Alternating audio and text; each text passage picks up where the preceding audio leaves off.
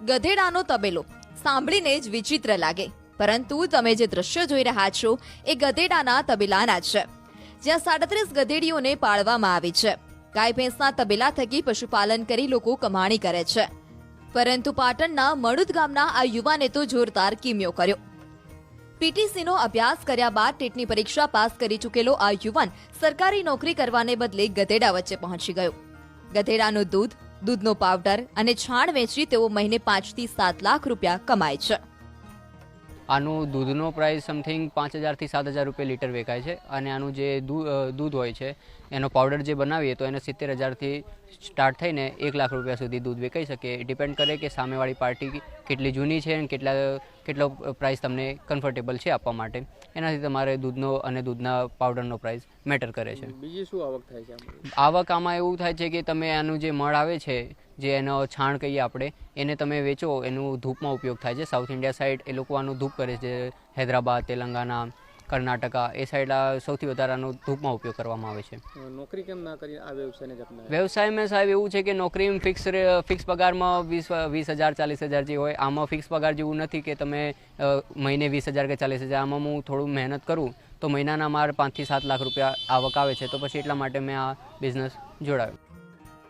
યુવકના પિતાએ સૌથી પહેલા ગધેડાનો તબેલો કરી અને દૂધ વેચવાનું શરૂ કર્યું. એ જોઈને દીકરાએ પણ પિતાના જ વ્યવસાયને આગળ વધારવાનું નક્કી કર્યું.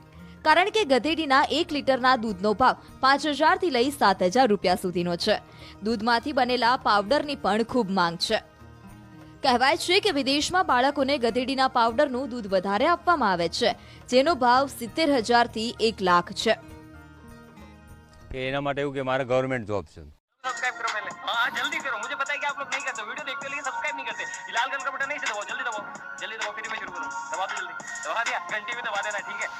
ગવર્મેન્ટ જોબમાં મારા 7 બહેનો, તો 7 બહેનો એ શક્ય નહીં કે હું એમના વ્યવહાર સાચવી શકું. 7 બહેનો પ્લસ છોકરો છોકરી, તો એમના હું ખ્વાહિશ તો પૂરી કરી શકવાનું નહીં કે બહુ હું હપ્તા ભરી શકું. એનાથી વધારે મારે કંઈ થવાનું નહીં.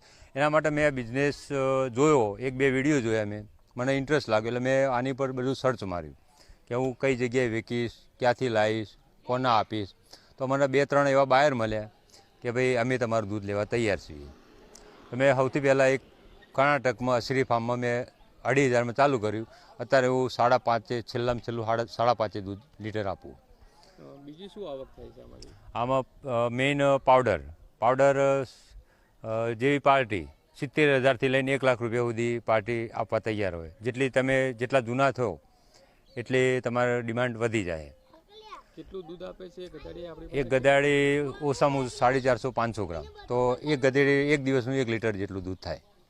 આપની પાસે કેટલી? મારી જોડે હાલ 37 ગધેડા, એમાંથી 11 ગધેડા દૂધ આપે એટલે 10-10.5 લીટર પર ડે દૂધ થાય અત્યારે.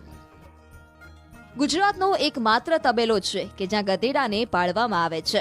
આ ટીડીએ ડોંકી ફાર્મમાં 37 ગધેડીઓ છે, જેમાંથી હાલ 11 ગધેડી રોજનું 10 થી 11 લીટર દૂધ આપે છે.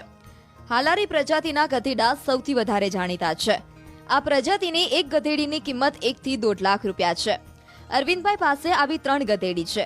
તેઓ ગુજરાત ઉપરાંત રાજસ્થાન અને પંજાબથી અલગ અલગ પ્રજાતિની ગધેડી લાવી ઉછેરી રહ્યા છે. જ્યારે દોઈને એને પહેલાં ગરમ કરવું પડે, ગરમ કરીને ઠંડુ કરવું પડે, ઠંડુ કરીને બોટલમાં ભરીને ફ્રીજમાં મૂકવું પડે. કેટલા તાપમાન? -4 ડિગ્રી એને ફરજિયાત રાખવું જ પડે. દૂધના પાવડરની શું મહત્વ છે? દૂધના પાવડરમાં એવું કે ફોરેનમાં દૂધની બહુ માંગ છે. ગધેડાના દૂધની ફોરેનમાં બહુ માંગ છે. કે ફોરેનમાં એના માટે માંગ છે કે તેઓ દાખી માતા છે, બરાબર, 2 દિવસમાં ડિલિવરી, તો 3જા દિવસે ઓલરેડી નોકરી જવાની જ છે. જો એ નોકરી જાય તો એનું જો બાળક હોય એ ખાઈશું, બીજું તો કંઈ ખાઈ શકવાનું નથી. તો એના માટે માતાના દૂધના સમકક્ષ આ દૂધ, તો એના માટે વિદેશમાં આની માંગ વધારે છે. તો એ વિમાનમાં બેન છે લિક્વિડ, તો એના અહીંથી પાવડર બનાવીને અહીંથી ત્યાં જઈને પછી પાછું દૂધ બની જાય.